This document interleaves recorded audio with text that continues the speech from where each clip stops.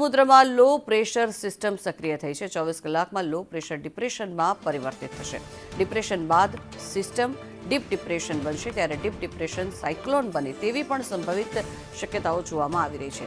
હાલ low pressure system Maharashtra, દક્ષિણ ગુજરાત અને આસપાસના અનેક વિસ્તારોને પણ ગમરોડે તેવી શક્યતાઓ જોવામાં આવી રહી છે। ડિપ્રેશન બાદ સિસ્ટમ ડીપ ડિપ્રેશનમાં પરિવર્તિત થઈ શકે છે, ત્યારે અરબી સમુદ્રમાં લો પ્રેશર સિસ્ટમ સક્રિય થઈ છે, જેને લઈને ચક્રવાતની સંભાવનાઓ પણ જોવામાં આવી રહી છે। હાલ લો પ્રેશર સિસ્ટમ મહારાષ્ટ્ર અને દક્ષિણ ગુજરાત તરફ છે, ત્યારે આગામી સમયમાં એટલે કે આગામી 24 કલાક જે છે તે ખૂબ જ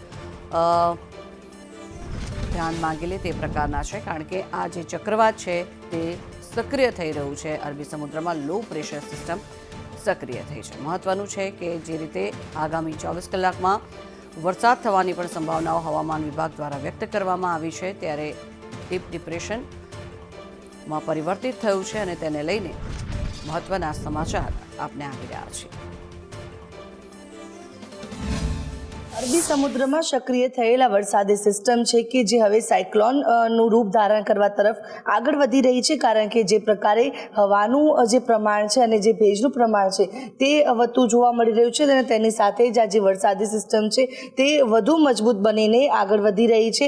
જે સંભવિત સાયક્લોન જે છે વાવાઝોડાનું આજે અત્યારે જે પૂર્વ અનુમાન લગાવવામાં આવી રહ્યું છે તે અત્યારે હાલ જોઈ શકાય છે કે અરબી સમુદ્રની અંદર મહારાષ્ટ્ર તરફ હાલ આ જે આખી સિસ્ટમ છે કે જે પહેલા અપર એર સાયક્લોનિક સિસ્ટમ હતી, ત્યારબાદ તે જે લો પ્રેશર સિસ્ટમ બની અને અત્યારે હાલ ડિપ્રેશનમાં છે, અને આ જ 24 કલાકમાં ડીપ ડિપ્રેશનમાં પરિવર્તિત થઈ જશે અને ત્યારબાદ સાયક્લોન બનવાની પૂરેપૂરી સંભાવનાઓ છે તે હાલ વ્યક્ત કરવામાં આવી રહી છે। હવામાન નિષ્ણાતો દ્વારા આ સાયક્લોન જે છે તે બનશે તેવી આગાહી કરવામાં આવી છે, ત્યારે આ જે સિસ્ટમ જે છે તે સક્રિય થઈ છે તેને લઈને આજના દિવસે રાજ્યમાં સાર્વત્રિક વરસાદની આગાહી કરવામાં આવી છે।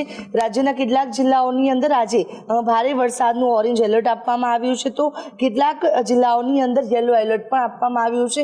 સાર્વત્રિક વરસાદના ભાગરૂપે આજના દિવસે સુરત, વલસાડ, નવસારી, ભાવનગર, જૂનાગઢ, ગીર સોમનાથ સહિતના જે દક્ષિણ સૌરાષ્ટ્ર અને દક્ષિણ ગુજરાતના જેટલા ભાગો છે ત્યાં જે ભારે વરસાદનું ઓરેન્જ એલર્ટ આપવામાં આવ્યું છે, જ્યારે રાજ્યના અન્ય જિલ્લાઓની અંદર ગાજવીજ સાથે છૂટો છવાયો વરસાદ પડશે, જેને લઈને યલો એલર્ટ પણ આપવામાં આવ્યું છે। આજે સિસ્ટમના કારણે જે ખાસ કરીને જે વીજળીના કડાકા ભડાકા છે તે વધુ થઈ શકે છે, તે પ્રકારની જે થંડરસ્ટોર્મ અને લાઇટનિંગની આગાહી છે તે હવામાન વિભાગ દ્વારા કરવામાં આવી છે। ત્યારે અત્યારે જે ગઈકાલે લો પ્રેશર હતું તે હવે ડિપ્રેશનમાં પરિવર્તિત થઈ ગયું છે અને ડીપ ડિપ્રેશનમાં પરિવર્તિત થઈને સાયક્લોન બનીને આગળ વધશે તેવી હાલ જે આગાહી છે તે હવામાન નિષ્ણાતો દ્વારા કરવામાં આવી રહી છે, જ્યારે હવામાન વિભાગ દ્વારા પણ આ જે સિસ્ટમ છે તે ડિપ્રેશનમાં પરિવર્તિત થઈ રહી છે તેવી આગાહી કરી છે। કેમેરા પર્સન મનીષ વાણિયા સાથે આયુષી યાજ્ઞિક, સંદેશ ન્યૂઝ, અમદાવાદ।